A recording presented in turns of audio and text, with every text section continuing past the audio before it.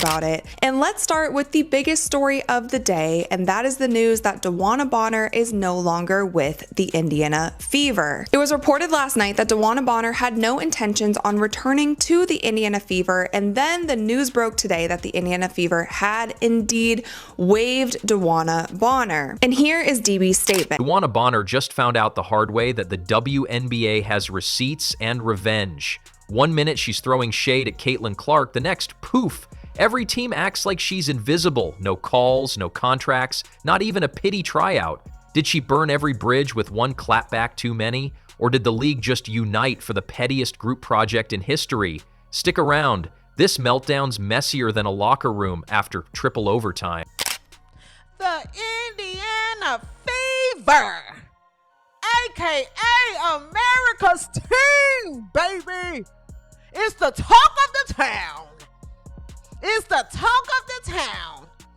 Want to know why DeWanna Bonner has been waived after quitting on America's team because she decided she wants to hoop and hump? Bonner really did it this time. She didn't just burn a bridge, she built a whole fireworks display on it, then lit the fuse while dancing in slow motion like it was a Nike ad. And for what? To act like she's still the centerpiece of a franchise she barely showed up for. Overvalued? That's the understatement of the decade. She treated herself like a blue chip stock, but the market had already moved on and left her portfolio in the red. Steph, did you have any parting message for DeWanna or anything? Like that you coached her before the season, obviously. Yeah, I mean, first and foremost, obviously we're disappointed that things didn't work out. I love DB. I mean, DB is somebody that I have so much respect for. She's a Hall of Famer. And while I'm disappointed, I always, first and foremost, want her to be happy. And so I'm thankful for the time that we've had, and certainly, want her to be happy and wish her the best, and turning right now our focus to our team and what we can do to continue to get better. Somehow, she convinced herself that betraying team chemistry, ghosting games, and treating leadership like a part-time gig was going to be enough to keep her phone buzzing. But the only thing buzzing now is the sound of silence. No team, no offers. Just her, some crickets, and the haunting echo of Caitlin Clark's name ringing across the league like a karma boomerang. Because Bonner didn't just miscalculate her worth, she acted like the WNBA was still orbiting around her gravity. The fix was in, bruh. I'm convinced the fix has been in this whole time, bruh. I'm sitting thinking about it. I'm sitting back thinking about it. I'm like, nah. DeWanna Bonner knew damn well she didn't want to come to Indiana. She knew she didn't want to be there. She knew she didn't want to be there. I think the fix was in. The Phoenix Mercury didn't have the bread to pay her. She said, I'm going to get the bag elsewhere, and then I'm going to force my way out to where within the first half of the season before All-Star, Alyssa Thomas, I'm going to be on your team. I think the fix has been in. I think the Phoenix Mercury knew this was going to happen. Here's the twist. The Fever team, they shouldn't even blink in her direction. Forget second chances. That chapter's done, ripped out, and recycled. Taking her back would be like rebooting a software virus and wondering why the whole system crashes. She wasn't just absent physically, she mentally checked out mid-season and never returned from her ego trip. It's not betrayal when you go AWOL, it's sabotage when you expect a parade afterward. So DeWanna Bonner responded. She responded to leaving the Indiana Fever, and at least she didn't go out there and call out the Fever or anything. At least she didn't do that, I guess. But she has, in fact, spoken about leaving the Indiana Fever. And look, at the end of the day, she didn't want to be there. She didn't want to be there. And if you're either with us or you're against us, and clearly you're now against us. And she's gonna walk to the Phoenix Mercury. Let's be honest, the locker room isn't just a place for sneakers and Gatorade. It's where trust is built, where teams are forged. And Bonner? She might as well have walked in wearing a neon sign that said Division for Hire, stirring the pot like she was auditioning for a reality TV villain arc. 1 minute it's team unity, next thing you know players are side-eyeing each other like someone voted them off the island. And it's not just tension, it's an influence. That quiet, smirking kind of manipulation that turns teammates into question marks. She plants doubt like a gardener of drama. One whispered complaint here, one passive-aggressive jab there. Before you know it, players are second-guessing who's really got their back. Spoiler alert, it's not Bonner. She's too busy rewriting the loyalty handbook to fit her own solo storyline. Meanwhile, other teams have taken one look and said, hard pass. They're not rejecting her talent, they're rejecting the headache that comes with it. You can't bring someone into a locker room who thinks being a team player means acting like a guest star on her own show. This isn't the Bonner Hour. This is pro basketball, and cohesion matters more than cold shoulders and post-game vanishing acts. Imagine being a rising star trying to find your rhythm, and in walks the self-appointed team monarch with a playlist of grudges and an allergy to leadership. And she scammed Indiana.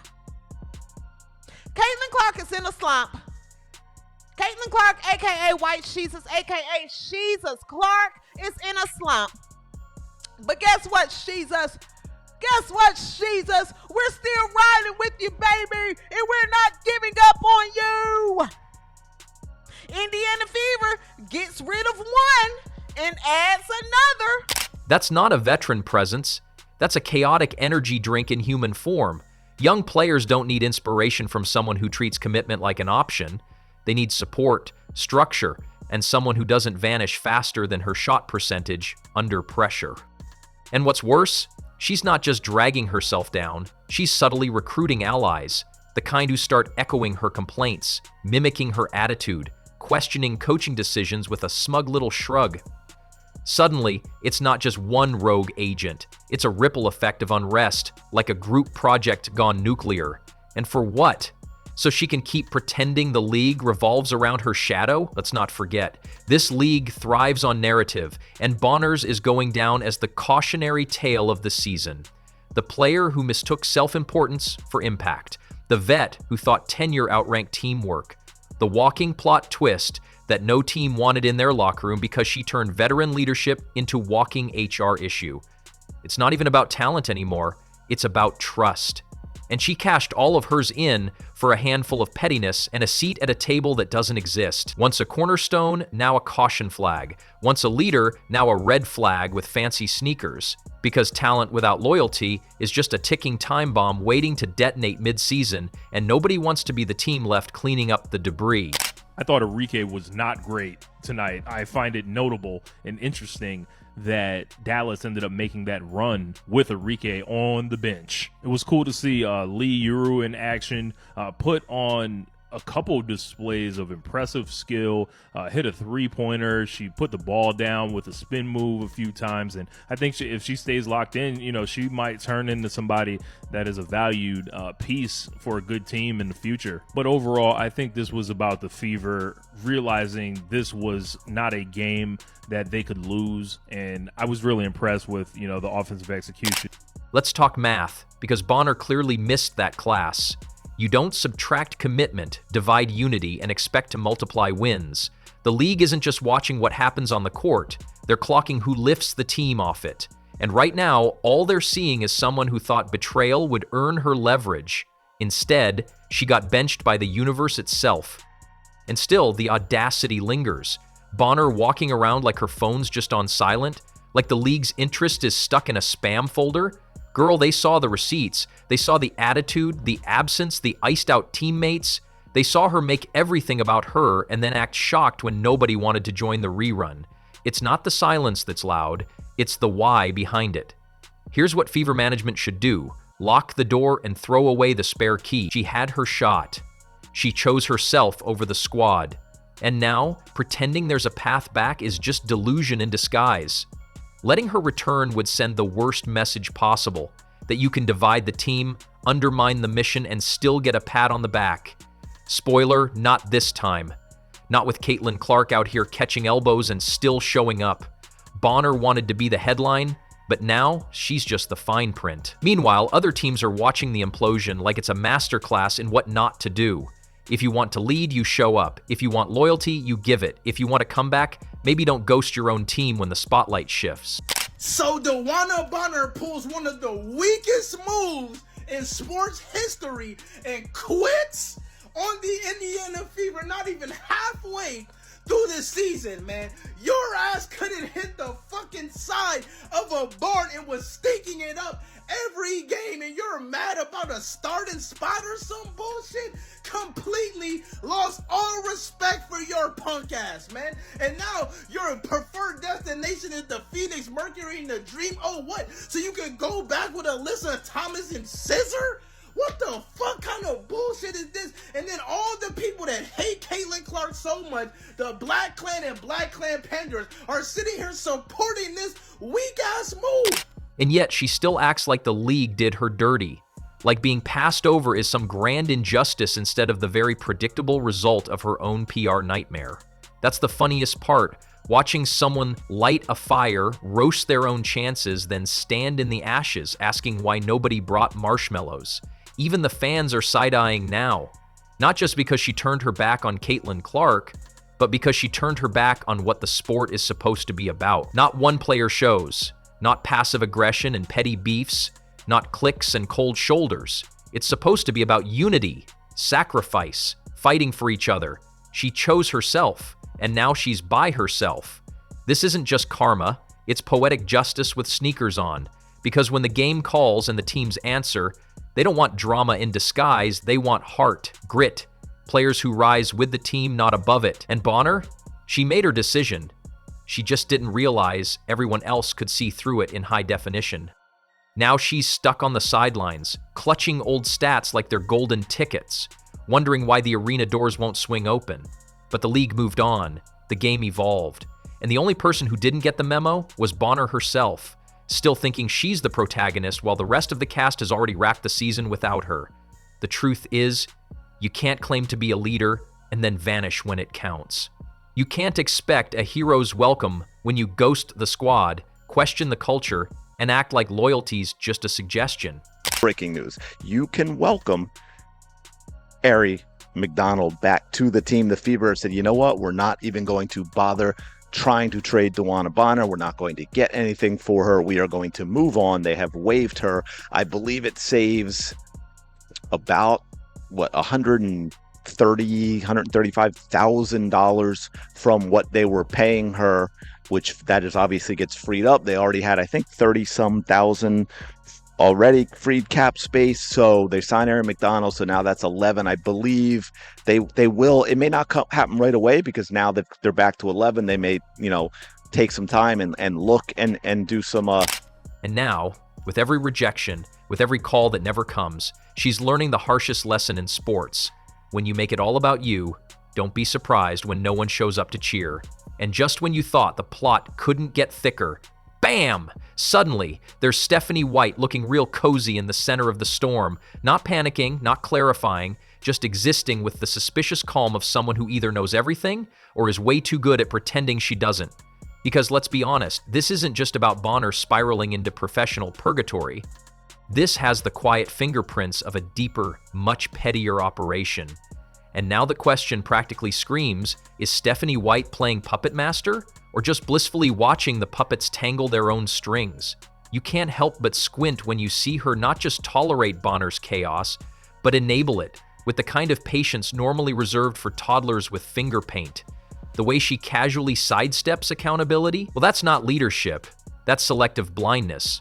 Or worse, silent endorsement. Because let's be real, what commissioner worth their paycheck would let this level of chaos swirl around one of the most marketable players the league's seen in decades without lifting a single immaculately manicured finger?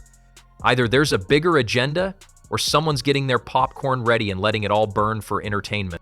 WNBA fans, we got some breaking news. As I predicted in my video yesterday, DeWanna Bonner, who requested a trade from the Indiana Fever, has officially been waived. The Indiana Fever were unable to find a trade package that worked for her $200,000 contract. I predicted that it would make more sense to waive her, allow a team to either pick her up off of waivers, which I don't think will happen, or allow her to clear waivers and go sign with another team for a different contract amount that fits under their cap. The news of DeWanna Bonner being waived comes from Chloe Peterson of the Indy Star. She does do great work on that beat. What's next for the Indiana Fever? We'll be re-signing Aari McDonald on a veteran minimum. We'll have another free spot and cap space to sign another player. And for what? Jealousy.